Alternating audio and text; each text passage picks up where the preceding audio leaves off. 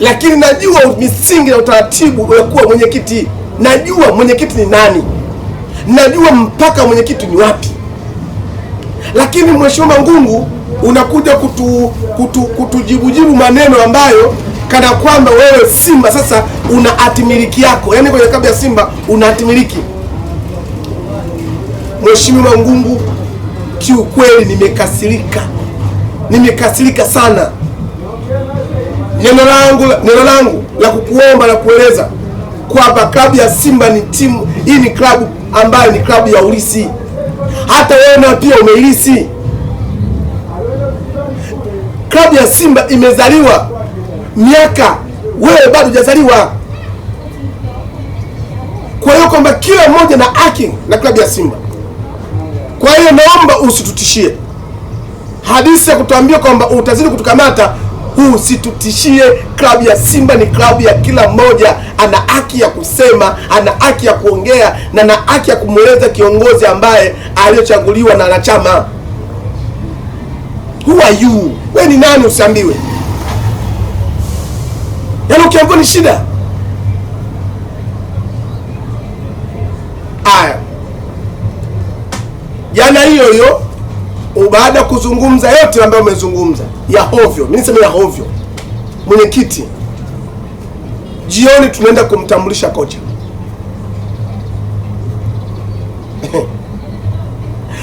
Hatujaweza kutibu tatizo, tunaenda kumtambulisha kocha.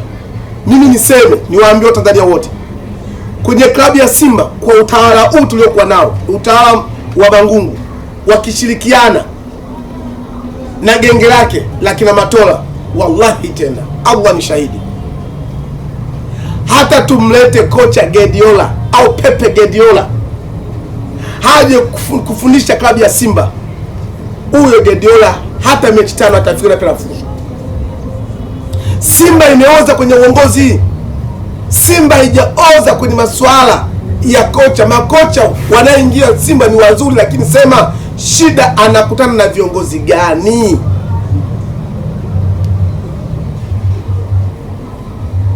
Huyu kocha namwonea huruma.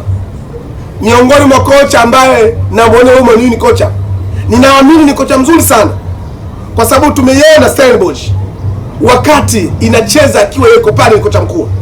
Tumeona performance yake na tumeona Stellenbosch ilikuwaje, lakini kocha ameenda kuingia kwenye shimo ambalo limejaa misumari,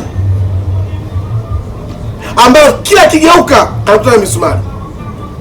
Au neno lingine, neno fasaha, kocha wa Simba aliyeletwa ametamshwa jana, huyu ni sawa anabebesha gunia la misumari angali kichwani na kipala. Namwonea huruma sana kocha wetu, lakini ili mradi kocha aweze kusimama, niwaombe sana viongozi wa Simba, naomba mtuheshimishe, naomba mtupe kauli iliyokuwa bora kumitaani, na hatuna lingine zaidi ya performance nzuri katika klabu ya Simba, na uongozi ukae na pia usimame vizuri. Simba imeoza kila idara, naomba kusema kila idara Simba imeoza. Simba hatuna siri, yaani chochote kitakachopangwa ikitoka pale tayari kwa majirani zetu kule nyuma mwiko, kule nyuma mwiko tayari Alikamwe anayo taarifa, tena anaanza kucheka kabisa, na anachekea kabisa, achekei chooni kama Mungu ashocheka chooni. Alikamwe anachekea sebleni na familia yake.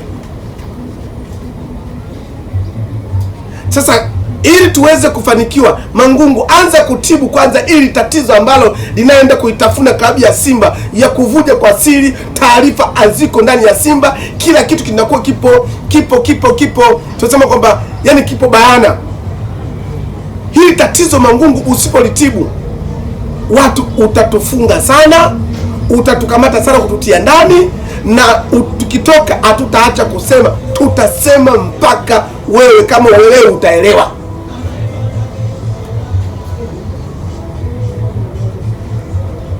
Sasa umesema hapo kwamba Mangungu na genge lake pamoja ambao mkimtaja Matola, Unafikiri wao wanaharibu vipi katika kufanikiwa kwa Simba ikiwa kama ameshaleta kocha mpya? Na kumelalamika hapo.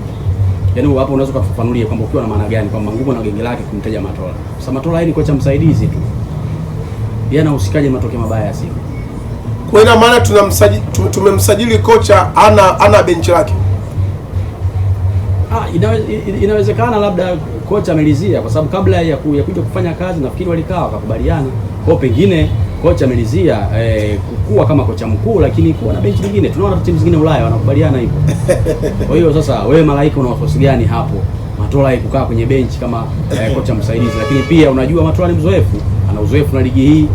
Umeona bana. Sasa wasiwasi wako uko wapi bana wewe? Bana Malaika.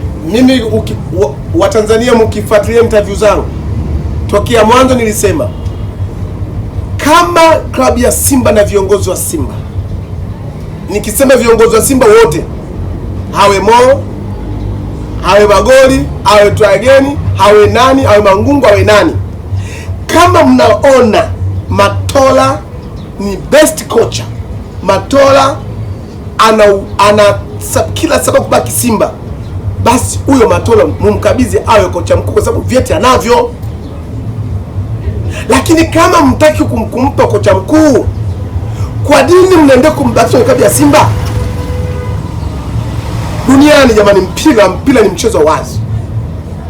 Duniani kote tunaona kocha anaposajiliwa kocha anakuja na kocha msaidizi wake ambaye wanaelewana mifumo na mbinu zake na lugha. Lakini Simba tunalazimisha kocha akifika hakutane na fomu ya Matola. Ni tatizo lingine ile hapo. Yaani tatizo la Simba tunaenda kuligania wenyewe kwa wenyewe. Yaani kocha akiingia pale bado kocha na pia anatakiwa achukue fomu na Matola. Kwa hiyo kocha mkuu ana formula yake na Matola ana formula yake. Lakini formula ya kocha mkuu haifanyi kazi, inatakiwa ifanye kazi kocha Matola. Kwa hiyo Matola kabla Simba ni bora kuliko kocha mkuu. Kwa kama ni bora, kwa nini tusiweze kumkabidhi Matola awe kocha mkuu? Na ndio maana nasema kwamba viongozi wa Simba wako pale kwa ajili ya kumpiga hela Mo.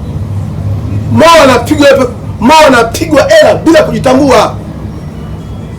Viongozi wa Simba wako pale, kitendo cha kumchukua kocha mpya huyo kocha mzungu kuja hapa, tayari pesa nyingi shapigwa hapo. Na ndio maana hawahitaji kumtoa Matola kwa sababu wanajua. Na ndio maana hawataki Matola kumkabidhi timu, wanajua ulaji watapata wapi. Viongozi wa Simba akina Mangungu wapo kwa ajili ya maslahi yao. Na ndio maana nasema ili kocha aweze kutawala nyumba yake, ni lazima kocha aachiwe huru anapokuja